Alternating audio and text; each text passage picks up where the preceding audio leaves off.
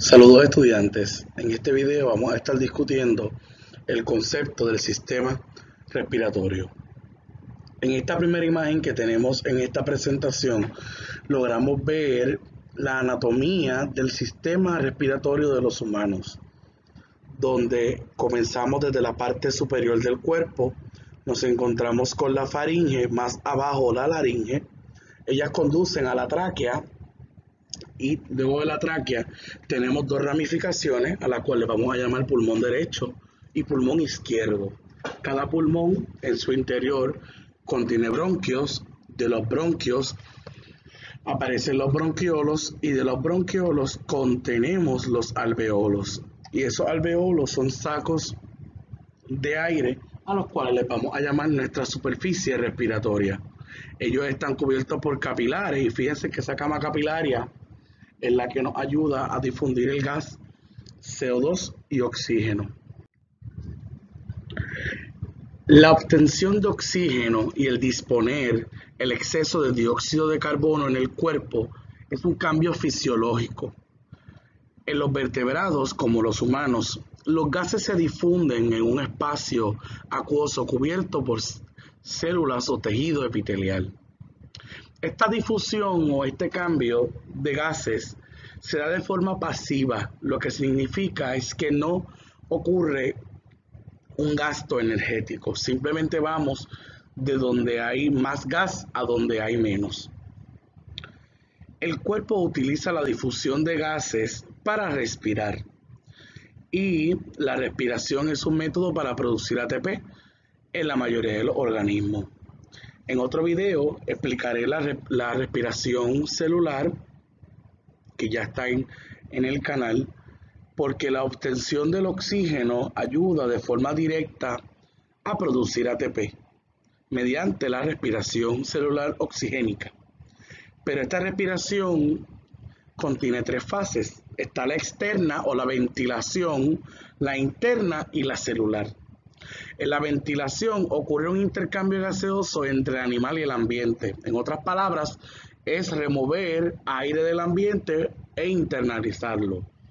En la respiración interna se transporta oxígeno y dióxido de carbono a la sangre o por la sangre. Por último, cuando ya tenemos oxígeno, las mitocondrias de todas las células del cuerpo llevan a cabo respiración celular, donde se produce ATP por dos métodos diferentes, por fosforilación oxidativa o a nivel de sustrato. Esta explicación antes dada era para organismos multicelulares, porque los unicelulares tienen un intercambio gaseoso de forma directa. Entra uno, sale el otro. Sin embargo, los multicelulares contienen adaptaciones como las superficies respiratorias. Cada uno tiene una superficie respiratoria diferente y es allí donde ocurre el intercambio gaseoso. Por ejemplo, los anfibios respiran por la piel. Los equinodermos tienen pápulas. Los insectos tienen un sistema traqueal extensivo. Los peces usan branquias o agallas y los mamíferos tienen alveolos. Enfocándonos en las agallas de los peces, ellas son extensiones especializadas de tejido que lo que hacen es moverse constantemente sin parar para aumentar el área de superficie y así poder contener mucho oxígeno del agua. También hay agallas que son externas, que son las de las que hablamos, que no están encerradas en ninguna estructura. Ellas se encuentran en peces inmaduros y en anfibios, pero tienen dos desventajas. Una desventaja es que no paran de moverse, son fáciles de dañar, porque como están expuestas, cualquier daño que se le haga al organismo puede influenciar en un daño a la agalla. Esta imagen de acá lo que nos muestra prácticamente es el organismo unicelular transportando de forma directa el oxígeno. La de al lado nos muestra la respiración del anfibio, la del equinodermo usando pápulas, la del insecto usando una extensión traqueal bastante amplia con espiráculos, los peces que tienen las agallas y pasan por un intercambio contracorriente, los mamíferos con sus alveolos, y esta imagen prácticamente es de un anfibio que también tiene agallas de forma externa. O sea que no solamente vamos a decir agallas, vamos a pensar en peces. Estas agallas de los peces están localizadas entre la boca y las cavidades operculares. Estos dos sets de cavidades, boca y cavidad opercular, funcionan como pompa y mueven el agua a la boca a través de las agallas y fuera del pez por el opérculo. Y esta imagen de acá nos está mostrando el intercambio contracorriente del agua que llevan a cabo los peces. Eso es así para facilitar la difusión de los gases y el uptake del oxígeno sea mejor. Por otra parte, algunos anfibios usan respiración cutánea para el intercambio gaseoso a través de la piel. En artrópodos terrestres o insectos, el sistema respiratorio está lo que consiste de ductos de aire, a los cuales vamos a llamar tráquea, y esas tráqueas se ramifican en traqueolas. Las traqueolas tienen ductos que llevan directo a cada célula. Es como si una tubería le llevara oxígeno a cada célula particular. Esta rana que nos muestran acá tiene presión positiva para respirar. Fuerzan el aire en sus pulmones, creando una presión positiva en la cavidad bucal. Sin embargo, los reptiles tienen presión negativa. Ellos expanden las costillas mediante contracciones musculares para así atraer el aire hacia los pulmones. Y este, que es el más importante para nosotros, es el de los humanos. Fíjense que vamos la cavidad nasal, el nostril, faringe, glotis, que es la tapa que divide el sistema digestivo del respiratorio, luego bajando por la glotis está la laringe, tráquea, y la tráquea se va a ramificar en dos pulmones, donde esos pulmones tienen bronquios, bronquiolos y alveolos. El alveolo es la superficie respiratoria, es el sitio para el intercambio del gas. El aire se inhala, pasa a través de la laringe, glotis y tráquea, y esos alveolos están cubiertos por una red de capilares para poder intercambiar ese gas. Sin embargo, en el ave tenemos un sistema respiratorio un poco distinto al de los humanos. Viendo el sistema respiratorio del ave, vemos que los pulmones en las aves son canales de aire conectados por parabronquios, pero el flujo de aire es direccional, va hacia una sola parte. La cubierta de los pulmones humanos, cambiando o contrastando al del ave, es de la membrana pleural visceral. Sin embargo, también seguimos en el humano. Las paredes internas de la cavidad torácica humana están cubiertas por la membrana pleural parietal. El espacio entre dos membranas es llamado cavidad pleural y normalmente son pequeñas. Ahora vamos a discutir el del ave. Principalmente tenemos una primera inhalación, llega el ave hasta un saco de aire. Luego, cuando él exhala, fíjense que el aire va hacia el pulmón. Él vuelve a inhalar y ese aire va hacia un segundo saco de aire. Y en la segunda exhalación, él saca el aire del cuerpo. Esta imagen lo que nos muestra, esta de acá, lo que nos está mostrando es cómo las presiones cambian a través del cuerpo. Una vez ocurre el flujo sanguíneo y el intercambio gaseoso. Pero este flujo y esta inhalación y exhalación se da debido a esta imagen de aquí abajo. En la inhalación, fíjense que el diafragma se contrae. Cuando tú recibes oxígeno, el diafragma humano empuja hacia abajo y se está contrayendo. Cuando él se contrae, las costillas se expanden porque el pulmón aumenta su superficie. Sin embargo, en la exhalación, el diafragma se relaja porque va hacia arriba el pulmón disminuye en su tamaño y la costilla puede relajarse. Y esto de aquí nos está mostrando el pulmón derecho, el pulmón izquierdo, la membrana visceral pleural, la parietal, y tenemos el corazón. Fíjese que esto es un corte transversal al humano. Ahora, el aire cuando entra al cuerpo tiene muchas rutas hacia dónde llegar, pero el volumen de marea es el volumen de aire moviéndose hacia y desde el pulmón. En otras palabras, es el aire que corre todo el cuerpo. Sin embargo, el humano tiene una capacidad vital.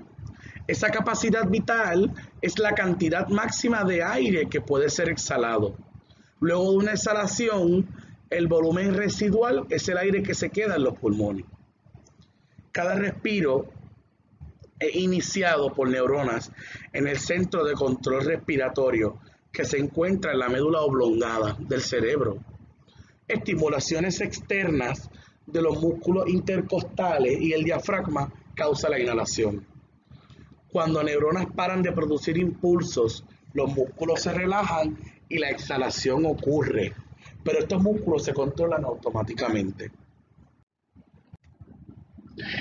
Ahora vamos a entrar a discutir el control respiratorio en los humanos. Las neuronas son sensitivas a cambios en pH en la sangre debido a la presencia del dióxido de carbono. Cuando el dióxido de carbono incrementa, causa un incremento en la producción del ácido carbónico, bajando el pH de la sangre. Esto se debe a que el CO2 cuando se combina con agua forma el ácido carbónico, que es H2CO3. Esto a su vez estimula a las neuronas quimiosensitivas que se encuentran en la aorta y en la carótida. Ellas envían impulsos al centro de control respiratorio en el cerebro para que incremente la cantidad de respiro, para así liberar todo el CO2 que tenemos en exceso. El cerebro solo contiene quimiorreceptores que son sensitivos a cambios en pH del fluido cerebroespinal. Cuando se reducen los niveles del ion bicarbonato, resulta en un incremento de la respiración. Esta imagen es bien importante porque nos muestra todo el control respiratorio que se da a nivel cerebral. Fíjese que en el tope nos encontramos de forma normal, cuando el pH de la sangre es fisiológico de 7.4 alrededor. Sin embargo, cuando este pH bajó porque el CO2 en sangre está alto. Significa que la persona no está respirando. Así que en las carótidas y en la aorta tenemos sensores para detectar esa disminución del pH. Y que se envía un impulso a la médula oblongada. Y esa médula oblongada lo que hace es trabajar junto al cuerpo para que el CO2 pueda disminuir y el pH pueda aumentar. Fíjate que lo que hace aquí es aumentar o incrementar el rate de respiración para eliminar todo el CO2 en exceso. Obviamente el diafragma y las costillas y esos músculos se ven involucrados, pero una vez el pH de la sangre está normal, la respiración se controla. Ahora, como en todo sistema respiratorio, pueden ocurrir diferentes enfermedades relacionadas al mismo. Por ejemplo, el asma es un ejemplo de esto, el efisema y el cáncer también. Todas ellas caen bajo la categoría de enfermedades o desórdenes crónicos que obstruyen el pulmón. ¿Por qué? Porque realmente lo que hace cada una de estas enfermedades es obstruir el flujo de aire. Si yo obstruyo el flujo de aire en periodos largos de tiempo, puedo causar la muerte de cualquier organismo. El asma, por ejemplo, es una enfermedad que se da cuando el alérgeno activa la liberación de histamina, causando una intensa constricción de los bronquios. Si se constrigen los bronquios, no hay respiración. La persona puede sofocarse. También está el efisema. Y el efisema es cuando las paredes de los alveolos se rompen. Los alveolos se hacen más largos, pero se ponen en menor cantidad. Los pulmones se ponen menos elásticos, la respiración se hace más difícil. Por eso es que las personas se cansan mucho, porque tienen que gastar más energía solamente para respirar. Por último, el cáncer de pulmón mata a más personas que cualquier otro cáncer. Y uno de los factores que puede ocasionar el cáncer de pulmón es el cigarrillo. Ahora vamos a hablar de diferentes conceptos que están enlazados a la respiración. En la sangre se viaja el CO2 y el dióxido de carbono, pero estos gases viajan en una célula sanguínea que es el eritrocito o el glóbulo rojo, porque el glóbulo rojo contiene una proteína cuaternaria de 4 cadenas polipeptídicas que se llama hemoglobina. Esa hemoglobina tiene 2 cadenas alfa y 2 cadenas beta. Cada cadena polipeptídica está asociada a un grupo hemo. Ese grupo hemo tiene hierro en el centro que atrapa el oxígeno y el CO2.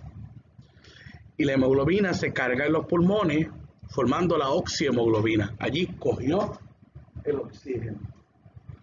Y la hemoglobina también tiene una forma de desoxihemoglobina cuando lo que tiene es CO2 o no tiene oxígeno. La sangre llega a un punto de 97% saturada con oxígeno y ahí la presión de la sangre es de 100 milímetros de mercurio. Cuando una persona está en reposo, esa presión baja a 40 milímetros de mercurio. La hemoglobina es afín por el oxígeno, por el CO2 y por el monóxido de carbono. Pero esta afinidad por el oxígeno es afectada por el pH y por la temperatura, ambos con un factor similar o actúan de la misma forma.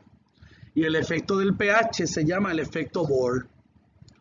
Cuando se incrementa el dióxido de carbono, el pH disminuye y reduce la afinidad de la hemoglobina por el oxígeno.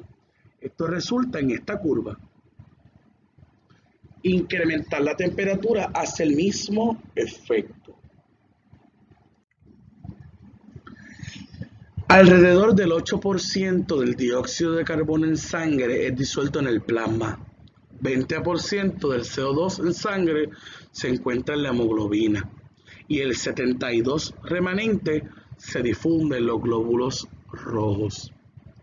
Hay una enzima que se llama la anhidrasa carbónica que combina el dióxido de carbono con agua para producir ácido carbónico. Este ácido carbónico se descompone en protones de hidrógeno y en el ion bicarbonato. El hidronio, que es el protón de hidrógeno, se enlaza a la deoxihemoglobina y el ion bicarbonato se mueve fuera de la sangre hacia el plasma. Esta imagen nos resume todo lo que hemos dicho de la última parte del capítulo, que son conceptos que se dan a través de la célula y el eritrocito. Hasta aquí el capítulo.